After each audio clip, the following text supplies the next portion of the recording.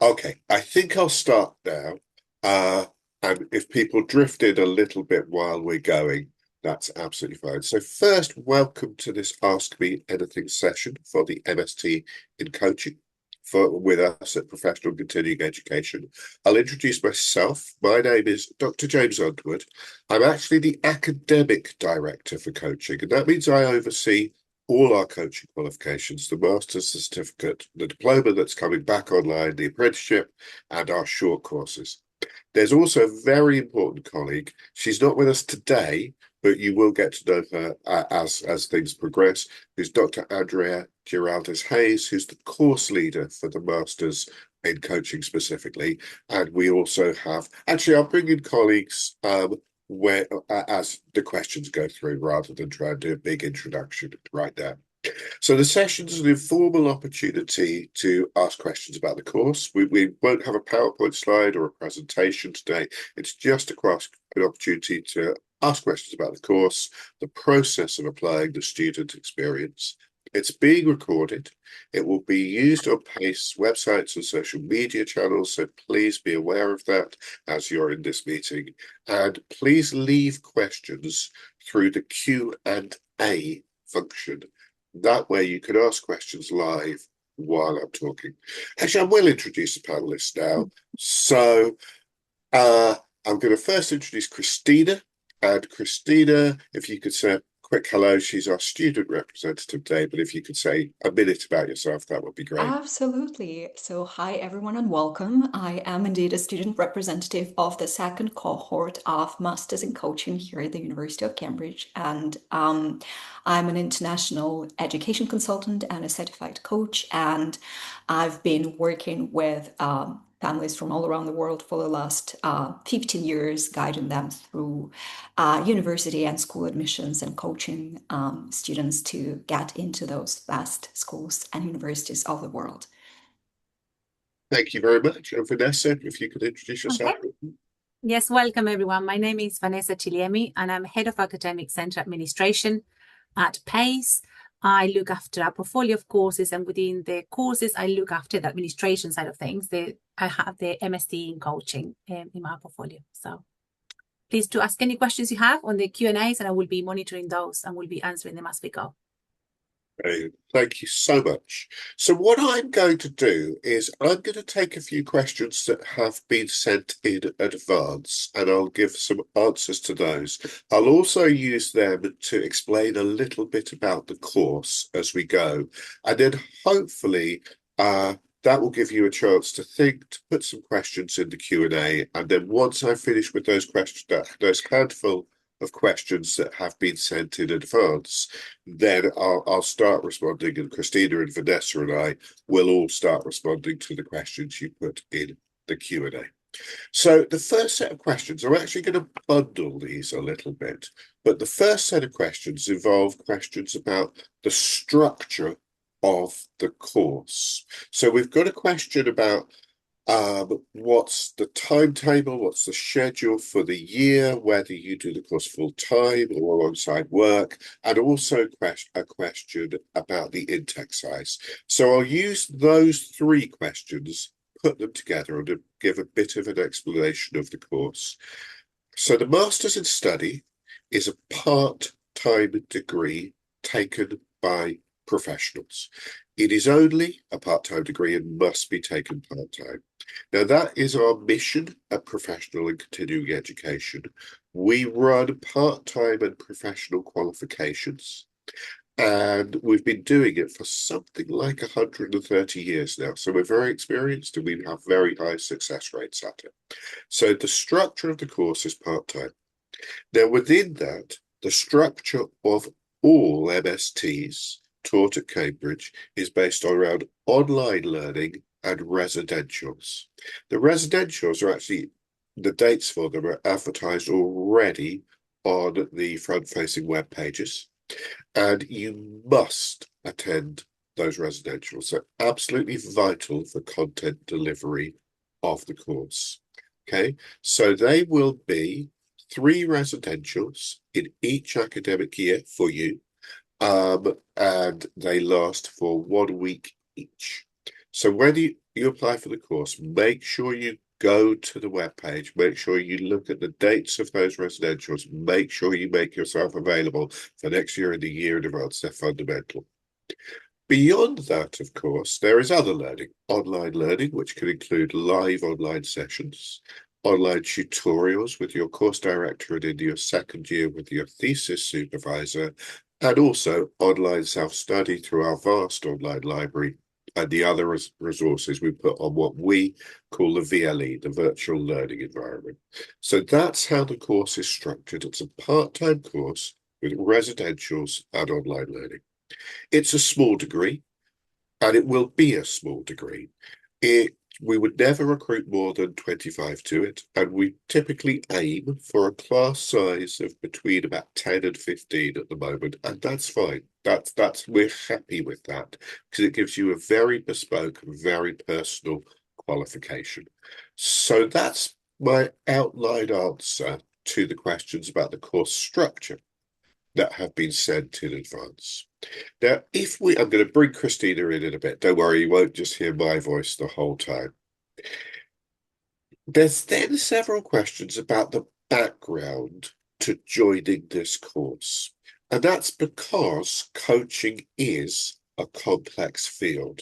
As I'm sure as people interested or in coaching or coaching already, you know, there is no single regulatory body and there is no legal requirement for regulation in coaching at the moment. That makes it distinct from nursing or teaching or other professional qualifications.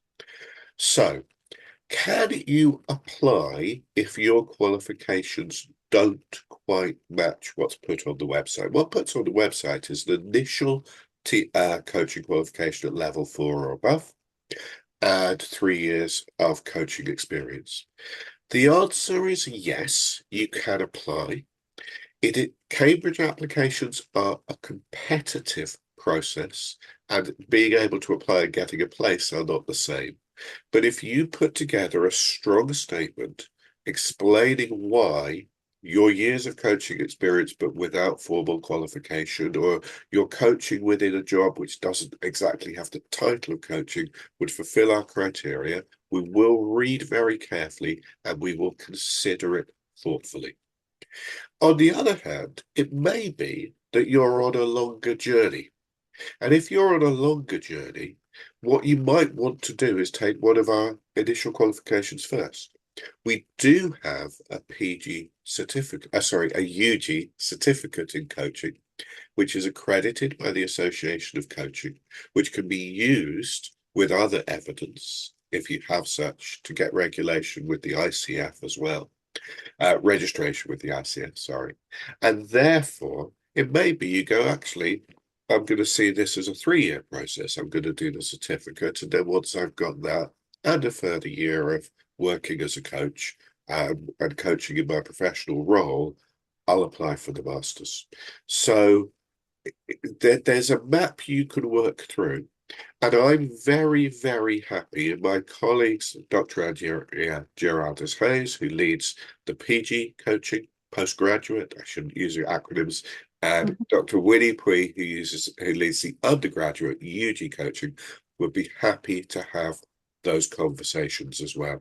I've got a specific question. If I'm a beginner in coaching, would the course still accommodate that? To that direct question, and that person, if they're here, I would say apply for the UG coaching first. That is a course for professional entry into this world of coaching. Now, I'm going to bring in Christina a little bit for the next one. It's a tough question to answer because I'm not going to criticize other people's coaching masters. I think there's a lot of degrees, and a lot that are great, run at a lot of good universities.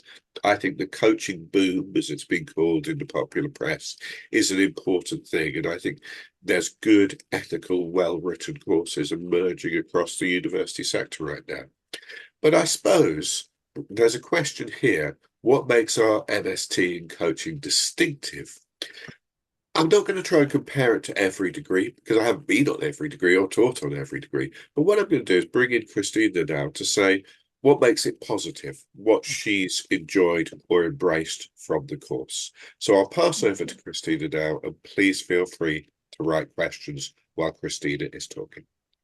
Thank you so much, James. So first of all, I'd like to share that the course has been an absolute delight for me. It really fulfilled every aspect of what I was hoping for and looking forward to when I was applying. So definitely a very positive experience. And I think the reason why I applied and the reason that makes it so different to me is that the rigor and the quality of what the University of Cambridge is bringing into this course is just amazing. And this is what I personally was looking for because I've already, when I applied, I've already had quite a long-term experience in coaching, and I was looking for a very academic course that would help me gain a lot of knowledge instead of like practice type of experience, knowledge in the domains of coaching that I perhaps being in education was not exposed to so much, but I understood that I required if I want to progress in what I'm doing and if I want to bring depth to what I'm doing. So I guess you've looked at what this course has to offer, and you've noticed that there are lots of areas that are covered, like different psychological approaches, obviously, and then there is philosophy, and then there is neuroscience, and then there are systemic coaching and evidence-based approaches. And this is what I was lacking because my experience was mostly a practitioner versus an academic in coaching, because my first education was in international relations and philosophy, and it was not in coaching as such. And I believe that philosophy and psychology and evidence-based approaches specifically is what makes it so different, because University of Cambridge is a very rigorous academic institution.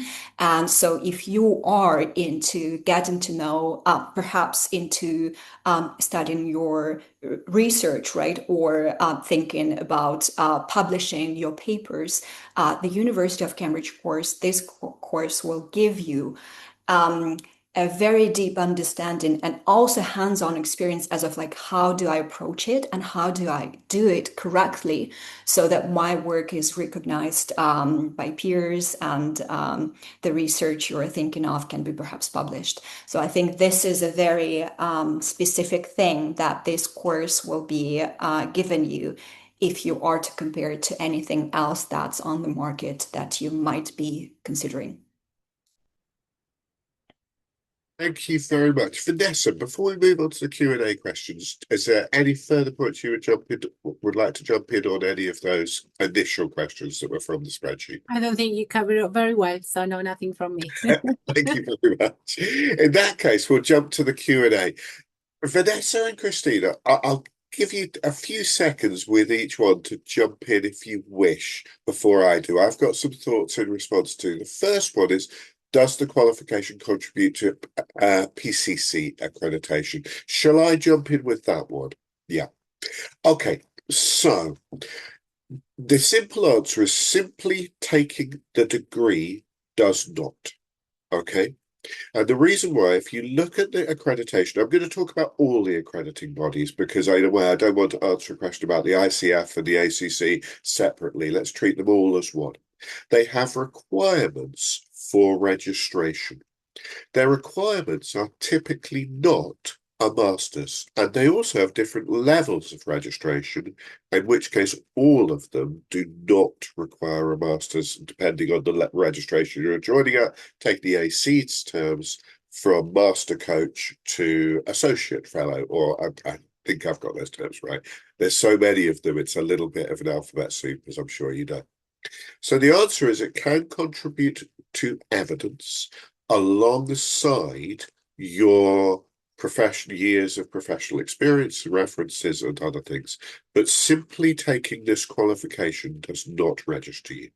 And that is the case with coaching masters across the whole country. That's not a unique weakness to Cambridge, as it were. It's not the equivalent of taking a PGC as a teacher, which gives you qualified teacher status and then registers you. It is also as important to note, if you're looking for registration, initial registration with a registry body that looks at coaching, which oversees coaching, one of the undergraduate certificates may be just as good. So the undergraduate certificate, which is for private applicants, and the undergraduate diploma / apprenticeship, which is if your employer is going to support you, can also work you towards accreditation with the ACC especially.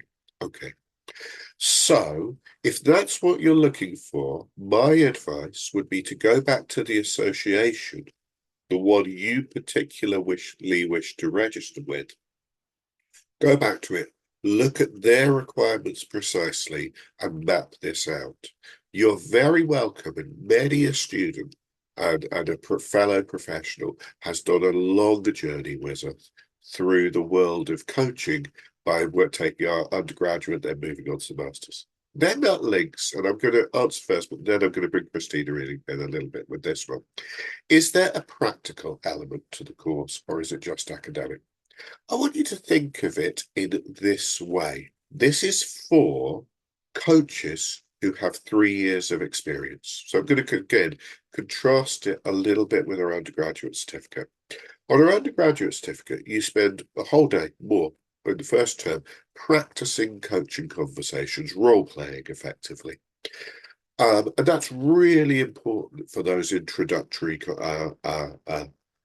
courses. And by the end of it, you've done 60 hours of coaching. Okay, that's really important.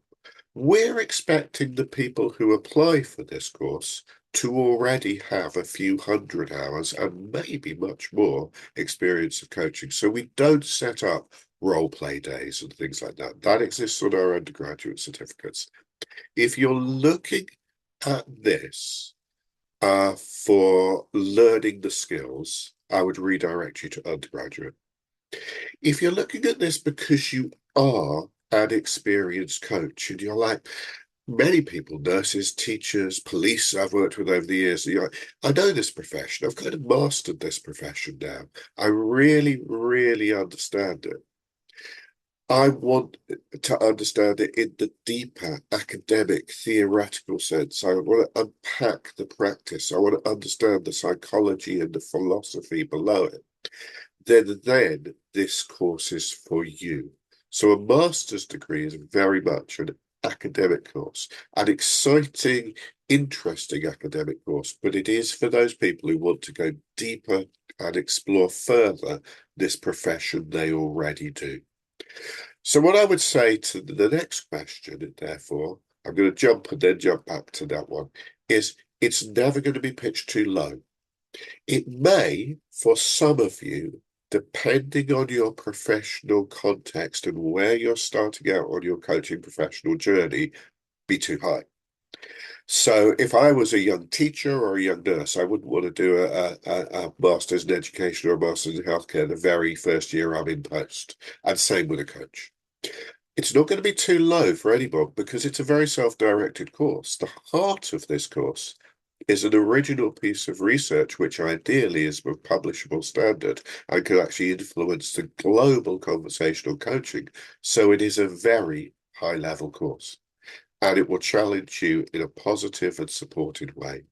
So I hope that answers those 3 questions I've sort of put together, if that makes sense. I am fusing questions a little bit, and I'll bring in Christina with her experience of the levelling of the course and why she's chosen to do this at her point in her career. Thank you so much, James. So first of all, I think that I agree completely with what you said, and I see that a lot of questions are actually targeting that specific area as of like how much practice do you have, and do you actually continue on doing so after, I mean, in between the course assignments. And I think that the prerequisite of this course is actually telling you everything you need to know as of like you are supposed to be a practitioner already with an extensive, at least 3-year experience, which means that I think the course is expecting you to take in all of the knowledge that is given to you during the residential weeks and to actually practice with your existing clients. This is very important because, before this course, I took several courses to become an accredited coach, and I know what you mean, but if you want to be in this course, you have to have your clients already, I think, with whom you actually deepen the practice because of the knowledge you're receiving at the University of Cambridge. And this is how I got into, and answering your question, James, this is why I got into this course, is because I already had practice, daily practice with my clients. I was an accredited coach, but I understood that to become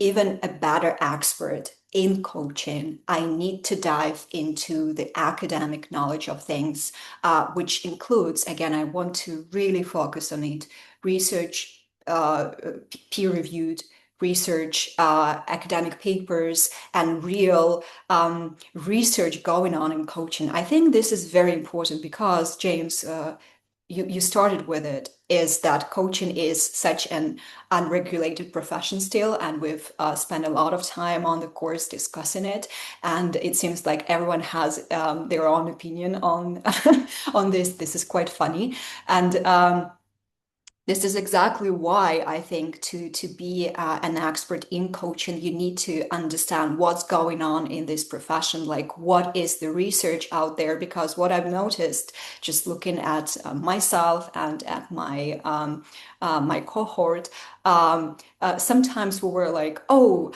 I have this idea, it's completely original. And then James would tell us, well, please go ahead and actually explore the peer-reviewed articles, and you'll find that actually there is a lot going on in coaching already.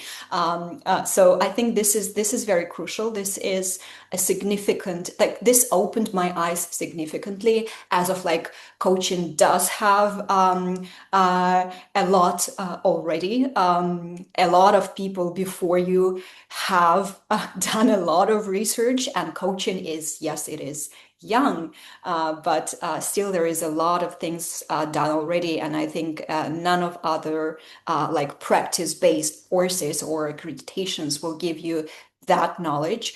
And this is why this course is so precious to me, as of like, I now understand so much better what's going on in education and coaching and other domains, and what are the underrepresented areas of potential research that I might target.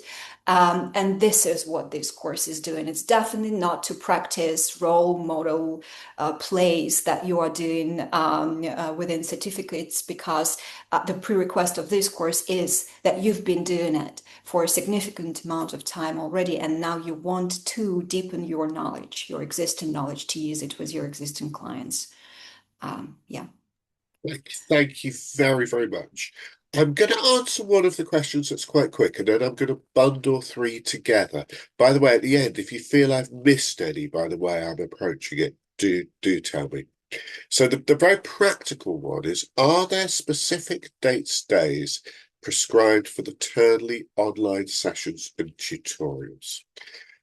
Okay, I'll explain what you'll know in advance, what is fixed and what can be a bit flexible. So I'll go back and deal with it all. The residential teaching, and I cannot say this enough, if you're not able to be at all the residentials, you actually have to decide not to apply this year. You've got to be available for all the residentials. I mean, if an absolute crisis in your life happens, then obviously that happens. We can't predict everything in your life 2 years in advance, but they're mapped out and you must attend. It's absolutely vital. They are the heart of the content delivery. Now, because they're the heart of the content delivery and they're so vitally important, that then means we can shape online delivery and tutorials slightly different. Now, we use a word at Cambridge, which is supervision, which is an academic conversation with an academic at Cambridge University. You will have those particularly around your dissertation and the long journey of writing it. And they're one-to-one meetings, so you can schedule them flexibly. We wouldn't attempt to schedule one-to-one meetings a year in advance. So they're not scheduled in advance at all. So then we've got the in-between part, which is online sessions. Well, online sessions, we will try and schedule as far in advance as possible, which means ideally yearly, and if not that, changes should be termly. But we will also be responsive because we can also divide the course into content delivery and opportunities. If there's a really interesting conference or a really interesting speaker coming to Cambridge University, and it's hybrid or online, we're going to tell you about that, and that might be at quite short notice. Christina herself is chair of the Cambridge University Coaching Society, and they bring in guest speakers. Now, that's not core content for the course, but that is a big part of the big student experience of being on the course. So where it's really important content delivery, the residentials, it's mapped out, it will not move, that is fixed. Where it's core online delivery, we'll try and tell you as far in advance as possible. Ideally, we'll map it across the year and the term. Where it's individual tutorials, that's up to you. You're working with academics who are supporting you. There's flexibility there. But we'll also notify you of ad hoc stuff as we go along, because I think that we need to do that to make this a broad and exciting course that it is. I'll then move on to the bundle of questions is how we're thinking it, which all address applications. So I think all three of us will have something to say there. So we've got a load of questions. Okay. The selection admissions process. And then we've got the acceptance rates. When will you know? I'm going to pass these kind of practical questions over to Vanessa. Then I'm going to try and respond about what we're looking for and how to approach thinking about your dissertation, perhaps even before you apply. And then I'll ask Christina just to come in again with some really valuable student experience on that. So Vanessa, do you want to talk about the practical process of applying? Of course, yes. So the deadline for applications is the 15th of April. Interviews at the moment we have scheduled that will take place the first 3 weeks in May. And just so you know, applications are considered all at the same time. So we will not look at applications until the 15th of April. Then we'll consider all the applications and we'll invite those that are successful to come for interview. Interviews for 3 weeks in May, and then we will let you know as soon as we can following the interviews if an offer will be made. And the official offer will be sent in June. So that's roughly the timeline that we are working towards. In terms of acceptance, I will say probably 80 to 90% is the rate of previous cohorts. And anything else that I missed there, James? Acceptance rate, when you'll hear from us. So I think I covered that one. So back to you, James. Okay. Thank you very much. So what are we looking? So we do have quite a high acceptance rate, as Vanessa has said, but I think that's because we get very serious applicants who've approached it intentionally and thoughtfully and researched what we're looking for from the very beginning. So what are we looking for in a personal statement? Clarity, reason for taking the degree, and a justification of your professional experience and what it means. And I'll come to the last one, and I'm going to focus on that one. Most people who coaches are not called coach. Who coach are not called coach in their job title. So I have a role coaching and yet I'm an academic director and a formal school principal and things like that. It's hard to find a contract that says coach. So most people who are coaches are not called coach. It's not like most teachers are called teachers and most nurses are called nurse. So what we want to know is what your 3 years personal and professional experience of coaching is. So have you been working in a finance company and you're a senior leadership position and you have been coaching people? Have you been working in a large hospital and you've been leading a peer coaching network for the last 10 years? Do you have a private practice and you are called coach, but you are a coach within the context of a private practice? So we want to understand what your coaching is. That's absolutely fundamental to us, so that we can be sure, because one thing we want to do is have brilliant students, but we also want to have just positive, supportive conversations and say, maybe you're not quite right as well.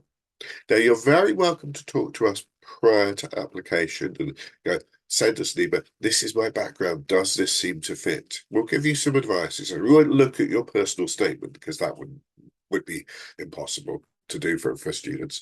But we will respond to emails about questions about appropriacy and things like this, that we want a clear justification of your coaching practice.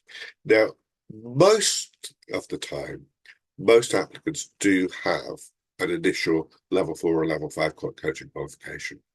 If you don't, you need to really clearly justify why you should be given special consideration.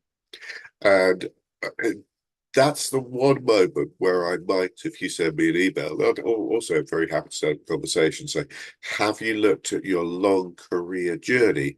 Then have you thought about doing those initial qualifications first? So that's what we're looking for that.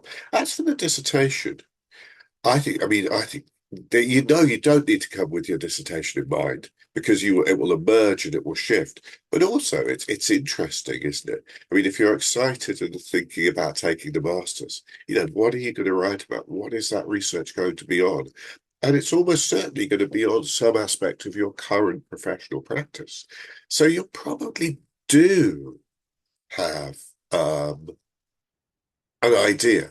I mean, I find the interesting thing is applicants almost always come with an idea of what they want to focus on at the earliest stage. Okay, Christina, do you want to talk a little bit about your experience of the application process till we move on to those next three questions? Yeah, of course. Well, again, I think that you've covered it really, really well. I think to be successful, you just need to be a very clear candidate on why you're doing it versus I'm just trying out all the different options and that would not work. But if you're a serious, like a serious practitioner, if you have um, education and expertise that can allow you to address all the areas that you can see are a part of this program. If you feel comfortable, and you don't have to be comfortable in all of the areas, like for example, neuroscience was something I never touched. But I think in your practice, you need to be very clear to let the admissions committee know as of like where you stand right now and why do you think this particular course will bring you to your next goal? And you need to be able to explain that. In terms of dissertation, I would say that definitely don't worry about that. No one will. I mean, I think I actually had that question during my interview, but no one is expecting of you to give a clear research proposal at that stage.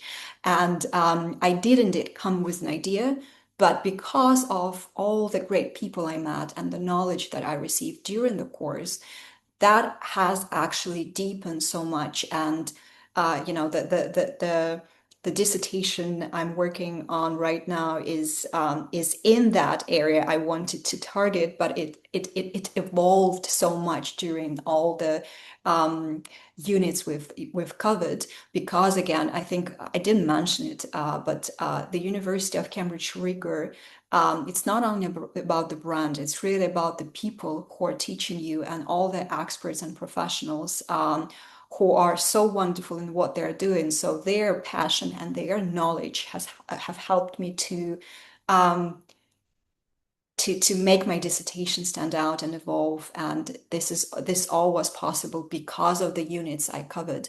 So again, application process, give it uh, maybe a certain amount of thought, but definitely don't be scared of not having it all figured out for your dissertation yet. But be very specific as of like who you are now, what expertise you have, what are your goals for this course, and why do you think perhaps special units or maybe someone from the cohort as professors who will be teaching you, be specific as of like explaining why do you think this particular course fits your next plans. Thank you very much. I've got a couple more, well, I've got three concrete questions that can't really be bundled, so I'll try and answer them. And I think for some of them, they're quite short, clear answers, and they're quite sort of pragmatic answers. So is there anything that you plan to change next year based on current student feedback? Yes, there always is. It would be a strange degree where you receive student feedback, where we do, and then we don't do anything with it. There's nothing particularly radical we plan to change for next year. We are making some slightly larger changes, perhaps as part of the cycle of changes that a degree goes through in the years ahead of that. So what you tend to do with the degree is you initially validate it and then you revise it on a rolling process. But there's no massive changes coming up for next year at all. But we always do things like, I'll give you just a couple of concrete examples. We had a guest speaker come for the Coaching Society, and the students went, she's brilliant, she's brilliant. So we've now invited her to deliver a session on one of the residentials. We had a request for more somatic coaching for our emerging trends unit. So I've just been in touch this morning with a somatic coach and said, can you do a couple of sessions so that we can bring that in? So we're always flexibly shifting and changing it, but the feedback is good. The core design of it for next year with as in next cohort, the 2026 cohort, with the 6 modules, with the dissertation, with the residentials, will remain unchanged. But we are always open to flexibility. It's a continuous part of course development, and we will be doing that. The next one is, are there opportunities to leverage the Cambridge ecosystem? Yes, but we have to be very cautious of this. And I would stress really good master's research. The thing I like to introduce in my research study session where I introduce dissertation is a painting by Vermeer, which is about that big and is just of a mother and a child standing in a doorway. And the reason I like to do that is I like to emphasize that master's research is important, influential, publishable, but it's simple and it's clear and it's manageable. And most of our students will do their research focused on the context in which they are working in. That can be very meaningful research if you're aware of this field, the research which changed and transformed our entire understanding of autism had 2 participants and was an observational study and started as a master study in the 1990s. So small-scale research can change the world, but you're doing small-scale research. You're doing a big-scale research for a university like Cambridge is £1 million grant and 20 people on the team and things like that. You're an individual with a full-time job. So yes, I'm happy to help you make introductions. Yes, there'll be opportunities to meet and to network and for things like this. But what you're looking at with your master's thesis is small, beautiful, and important. And that almost always means focusing on a world you already have access to, looking at your own practice and the practice of immediate colleagues or a world that you're already part of. So yes, but with a certain degree of caution. Okay. Is that all the questions, Vanessa? Yes, that's all the questions. We cover them all. Shall we bring this to an end? I think we should, unless there's any other last minute questions that anyone wants to type on the Q&A box now. I think then yes, we answer. But we can always answer if there's more questions. We welcome them to email us, contact us, and we'll be more than happy to answer and support. So thank you for joining, and it's been lovely talking about this course that I know that Christina as a student and myself as an academic member of staff and Vanessa here are all very passionate about. Get in touch. We like responding to questions. We like helping people to know they're applying for the right course for them. Look at the masters in depth, and if it's not quite right, look at the undergraduate and the short courses as well. And we really hope that we're working with all of you in some way, and several of you on the masters in towards the end of this year. Okay, thank you very much. And bye. Thank you so much. Thank you. Bye.